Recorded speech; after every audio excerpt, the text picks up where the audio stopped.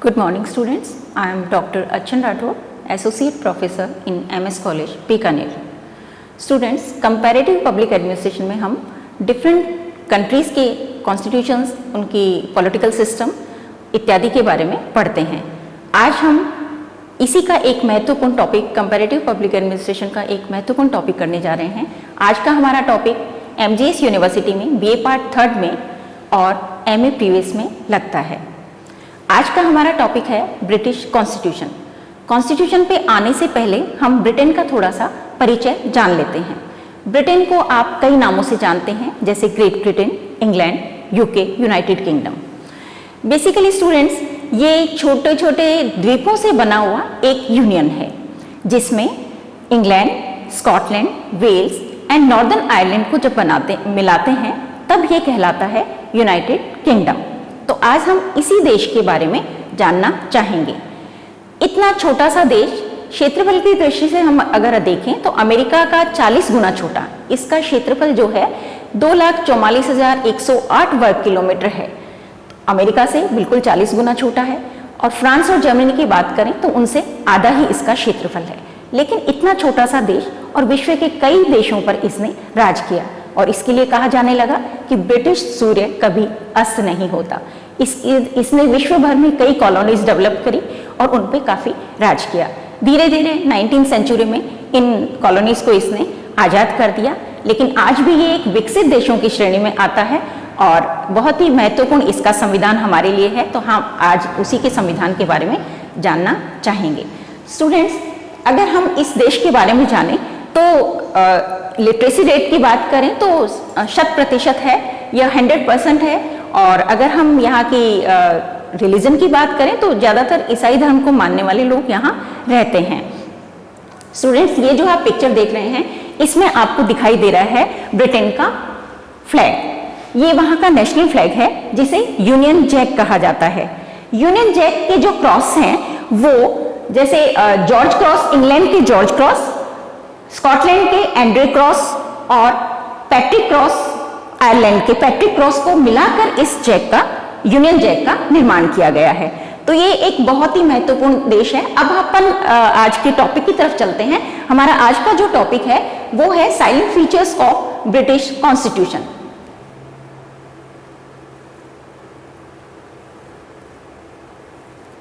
Students, जो पहली अपन विशेषता ले रहे हैं ब्रिटिश कॉन्स्टिट्यूशन की, वह है इवॉल्व कॉन्स्टिट्यूशन।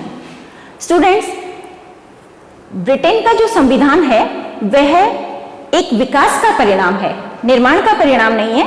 इसे किसी संविधान सभा ने मिलकर बैठकर बनाया हो किसी विशेष पर्टिकुलर टाइम में, ऐसा नहीं है।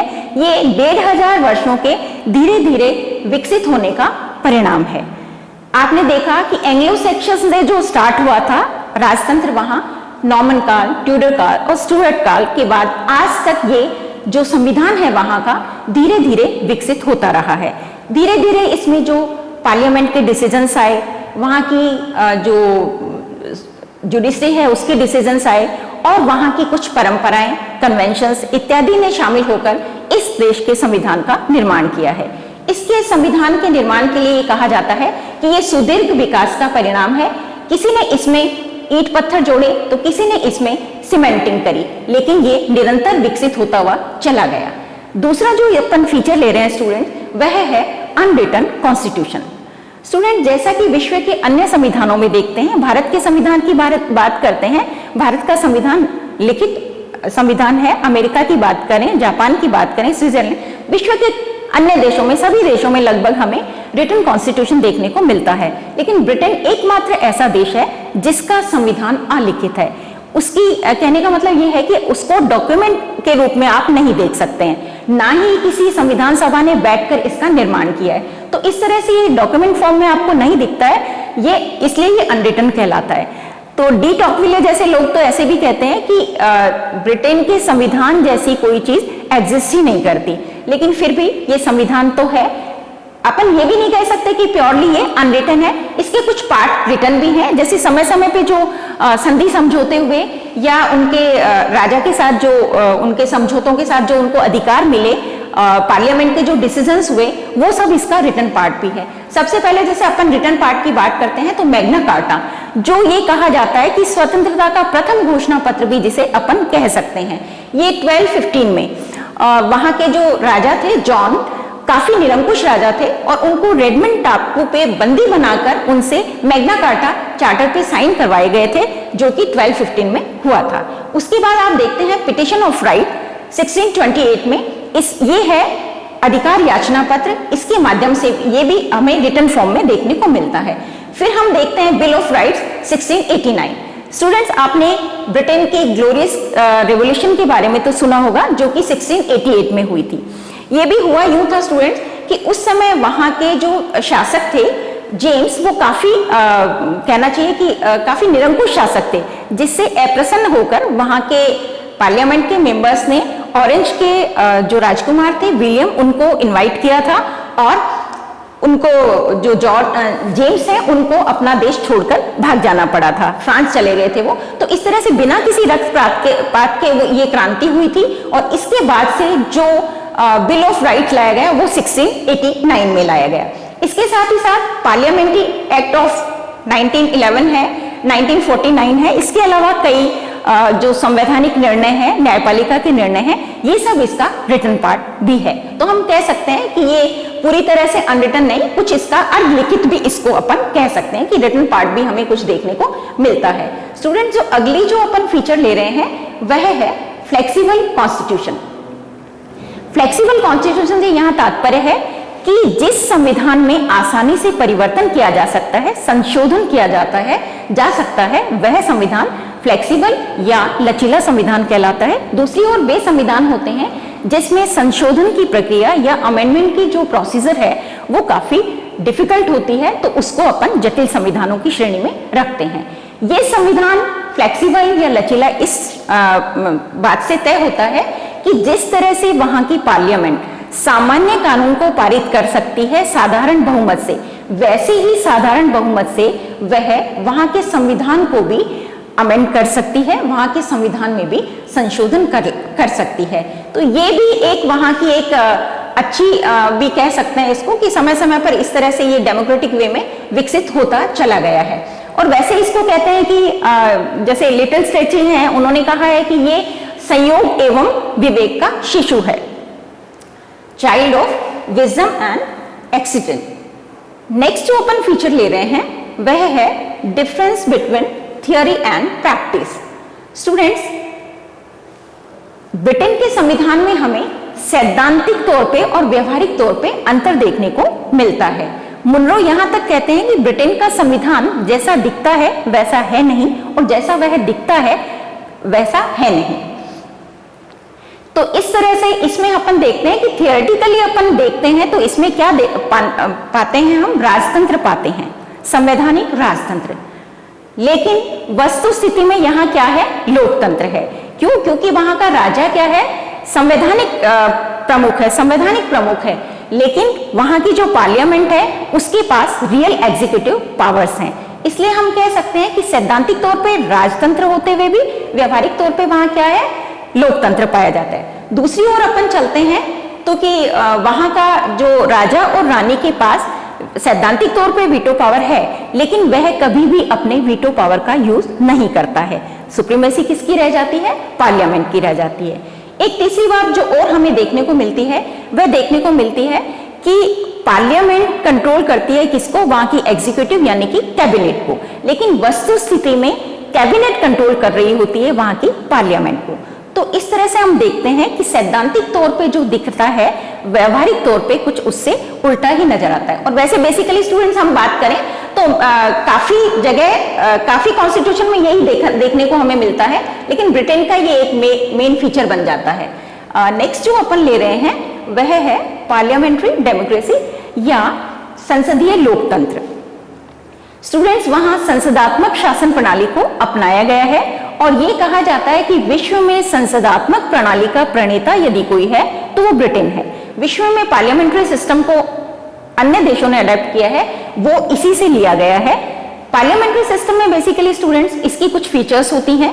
पार्लियामेंट्री सिस्टम में क्या होता है कि दो तरह की हमें कार्यपालिका देखने को मिलती है, एक होती है नॉमिनल एग्जीक्यूटिव और दूसरी होती है रियल एग्जीक्यूटिव। वहां का किंग और क्वीन वहां का नॉमिनल एग्जीक्यूटिव है और रियल एग्जीक्यूटिव है वहां की कैबिनेट। इसी तरह से इसका जो दूसरा फीचर होता है वह होता है कि टेन्योर की फिक्स, यानी इसमें टेन्योर फिक्स नहीं रहता है किसका, पार्लियामेंट का और कैबिनेट का। जब तक इसको कैबिनेट को पार्लियामेंट का विश्वास मत प्राप्त है तभी तक वह सत्ता में बनी रह सकती है। जैसे ही नो कॉन्फिडेंस मोशन आता है वैसे ही सरकारें गिर जाती हैं। तो इस प्रकार ये वाला फीचर भी हमें देखने को मिलता है। इसके साथ ही साथ हमें यह भी देखने को मिलता है कि जो इसके कार्यकाल की अनिश्चितता है, क्योंकि तभी तक रह सकता है जब तक उसको कॉन्फिडेंस प्राप्त है, तो ये कार्यकाल की अनिश्चितता जैसा भी हमें देखने को मिलता है। तो हम कह सकते हैं कि यहाँ कौन सा है, संसदात्मक शासन व्यवस्था को अपनाया गया है।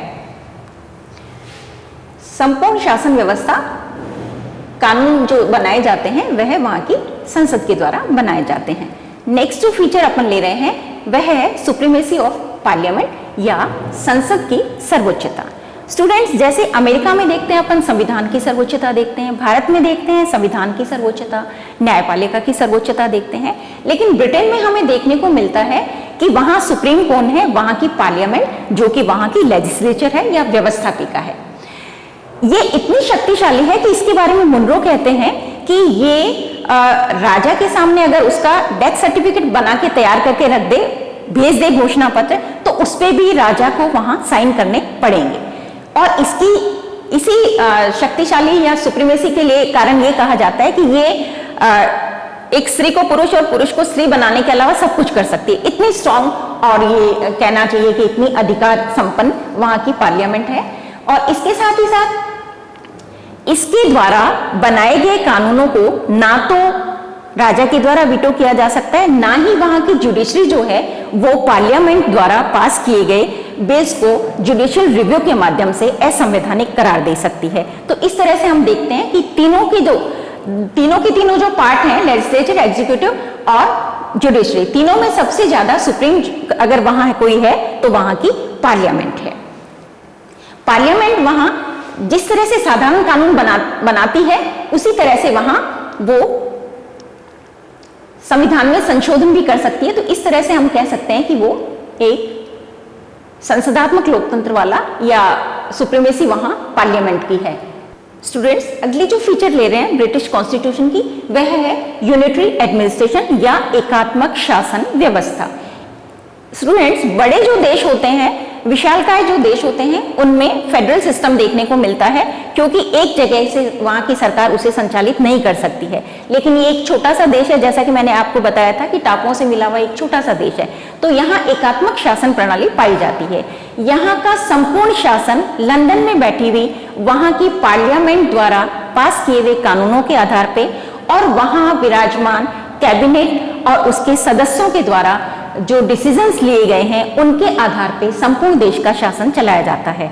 वहां के द्वीप, जो कि प्रांत भी कह सकते हैं वहां के, उनको कोई विशेष अधिकार नहीं दिए गए हैं, वो सभी इससे गवर्न होते हैं। किससे? वहां की पार्लियामेंट, जो सेंट्रल गवर्नमेंट है उससे गवर्न होते हैं। वहां की जो अन्य द्वीप है, स्कॉटलैंड है, वेल्स है, आयरलैंड है इत्यादि, वहीं से गवर्न होते हैं। इसके साथ ही वहां हमें देखने को मिलता है कि लोकल गवर्नमेंट है, लेकिन लोकल सेल्फ गवर्नमेंट वहां नहीं है। वो भी संचालित होती हैं केंद्रीय स्तर पे बैठी हुई सरकार के द्वारा बनाए हुए नियमों के अनुसार ही वो संचालित होती है, तो उनके पास भी ऑटोनॉमी नहीं है। तो इस तरह से हम कह सकते हैं कि वहां एकात्मक शासन व्यवस्था पाई जाती है। नेक्स्ट जो फीचर ले रहे हैं स्टूडेंट्स, वह है रूल ऑफ लॉ या विधि का शासन या कानून का शासन। विधि का शासन या कानून के शासन के प्रणेता डायसी हैं।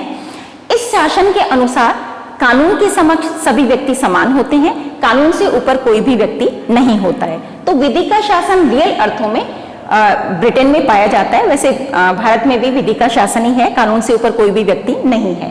विधि के शासन की जो 3 मेन फीचर्स डायसी ने बताई हैं वो बताई हैं। जैसे पहला हम ले रहे हैं कि कानून के समक्ष सभी व्यक्ति समान है, चाहे वो किसी भी रैंक का हो, किसी भी पोजीशन का हो, राजा हो या रंक हो, सभी व्यक्ति कानून के समक्ष समान है। दूसरी जो अपन फीचर ले रहे हैं वह है कि ये कानून को सर्वोच्च मानता है, किसी व्यक्ति को, पद को या किसी संस्था को सर्वोच्च नहीं मानता है। तीसरी जो विधि के शासन की डाइसी ने जो विशेषता बताई है और वो हमें ब्रिटेन में भी देखने को मिलती है, वह यह है कि ब्रिटेन में किसी भी व्यक्ति को सक्षम न्यायालय के द्वारा दोष सिद्ध किए बिना उसको बंदी नहीं बनाया जा सकता है। तो इस प्रकार हम देखते हैं कि रूल ऑफ लॉ की तीनों मेन फीचर्स, कैरेक्टरिस्टिक्स ये फुलफिल करता है, इसलिए हम कह सकते हैं कि वह विधि का शासन है या रूल ऑफ लॉ है। स्टूडेंट्स, अगली जो अपन फीचर ले रहे हैं ब्रिटिश कॉन्स्टिट्यूशन की, वह है combination of different administrative systems. Students, यहां हमें एक साथ कई तरह की शासन प्रणालियां देखने को मिलती हैं, जैसे monarchal system, aristocratic system, democratic system, तीनों हमें एक साथ दिखाई देते हैं। मोनार्कल सिस्टम की बात करें तो वहां हम राजा देखते हैं, राजतंत्र देखते हैं। राजा वंशानुगत है तो ये शो करता है कि वहां क्या है, राजतंत्र है। दूसरी तरफ हम देखते हैं वहां के हाउस ऑफ लॉर्ड्स की अगर बात करें तो उसके जो पीयर्स होते हैं वो वंशानुगत होते हैं या नॉमिनेटेड होते हैं। तो हम देखते हैं कि वहां एरिस्टोक्रेटिक भी है, और साथ ही साथ अगर अपन हाउस ऑफ रिप्रेजेंटेटिव की बात करें तो वो इलेक्टेड गवर्नमेंट है, यानी निर्वाचित सरकार इसके को संचालित करती है। तो हाउस ऑफ रिप्रेजेंटेटिव को देखते हुए निर्वाचन के माध्यम से सरकार का निर्माण, निर्वाचित प्रतिनिधि के रूप में प्रधानमंत्री की मौजूदगी, ये सब उसके डेमोक्रेटिक प्रिंसिपल को शो करता है। तो इस तरह से हम देखते हैं कि वहां हमें 3-4 तरह की व्यवस्थाओं को एक साथ देखने को मिलता है। स्टूडेंट्स, अगला जो अपन फीचर ले रहे हैं ब्रिटिश कॉन्स्टिट्यूशन का, वह है रोल ऑफ कन्वेंशंस। स्टूडेंट, जैसा कि हमने पहले ही बताया था कि ये थोड़ा ब्रीफ सा भी है, कॉन्स्टिट्यूशन अनरिटन भी है, तो अनरिटन होने के नाते उसमें कुछ कन्वेंशंस का बहुत महत्वपूर्ण रोल है इसमें, क्योंकि जो समय कन्वेंशन स्टूडेंट्स वो हमारी ट्रेडिशंस होती हैं जिनकी उपयोगिता के कारण हमें स्वीकार कर लेते हैं। ये समाज की वो मान्यताएं और परंपराएं होती हैं जिनकी उपयोगिता के कारण हमने उनको एक्सेप्ट किया होता है। तो एक तरफ आप देख ही रहे थे कि रिटर्न में कुछ है नहीं, तो धीरे धीरे विकसित होती गई, इसके संविधान में कुछ परंपराएं विकसित होती गई और वो परंपराएं आज इसका पार्ट बन गई हैं। कुछ परंपराएं जैसे हमें देखने को मिलती हैं कि किंग और क्वीन के पास वीटो पावर है लेकिन वो उसको यूज नहीं करता है। इसके साथ ही साथ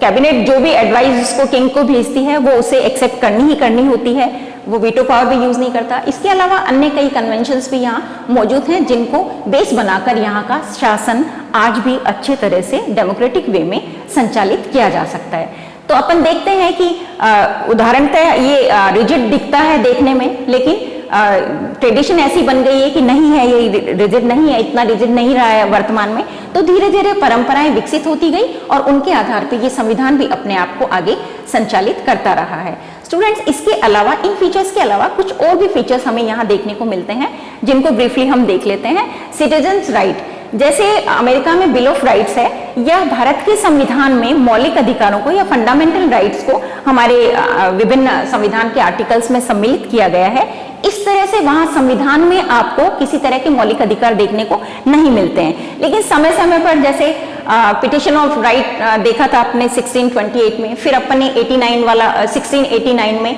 अपन ने जो अधिकार पत्र देखा था इनका, तो उनके माध्यम से वहां के नागरिकों को, जैसे भारत के नागरिकों को, अमेरिका के नागरिकों को या अन्य जो भी डेमोक्रेटिक सोसाइटीज हैं उनके नागरिकों को स्वतंत्रता का अधिकार, समानता का अधिकार, न्याय का अधिकार, प्रेस की स्वतंत्रता, संघ दल बनाने की स्वतंत्रता इत्यादि संपत्ति रखने की, जैसे डेमोक्रेटिक सोसाइटीज में होती है वैसी ही राइट्स यहाँ के जो सिटीजन्स हैं उनको भी मिले हुए हैं, यहाँ के नागरिकों को भी मौलिक अधिकार मिले हुए हैं।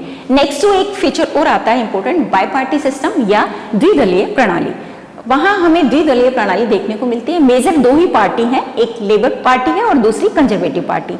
एक पार्टी जो बहुमत में होती है वह सत्ता संभालती है, सरकार बनाती है, और दूसरी पार्टी अपोजिशन में रहती है। तो इस ये बाई पार्टी जो सिस्टम है वहां ने वहां के सरकारों को स्थिरता प्रदान करी है। वहां ये जो अपने को मल्टी पार्टी सिस्टम में जो देखने को मिलता है, जो मिलीजुली सरकारें और ऐसी चीजें हमें वहां देखने को नहीं मिलता है। तो इस तरह से बाई पार्टी सिस्टम भी वहां की एक मुख्य विशेषता है।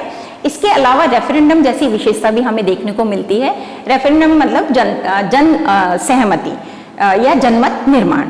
महत्वपूर्ण मुद्दे होते हैं उनमें कई बार जनमत भी करवाया जाता है, जैसा समय समय पे करवाया जाता रहा है, जैसे यूरोपियन संघ में होना या नहीं होना, यूरो डॉलर को अपनाना है नहीं अपनाना, इसके बारे में करवाया जाता रहा है। इसके साथ ही साथ आप देखते हैं ये 2014 में स्कॉटलैंड को अलग करने की जब बात आई थी तो इसके लिए भी रेफरेंडम या जनमत संग्रह करवाया गया था, जिसमें वहाँ की 55% जो पॉपुलेशन है उसने नो लिखा था, तो स्कॉटलैंड ब्रिटेन का ही पार्ट रहा।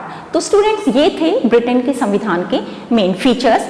अगले लेक्चर में हम अगले कॉन्स्टिट्यूशन के साथ, अमेरिका के कॉन्स्टिट्यूशन के साथ फिर मिलते हैं। तब तक के लिए धन्यवाद।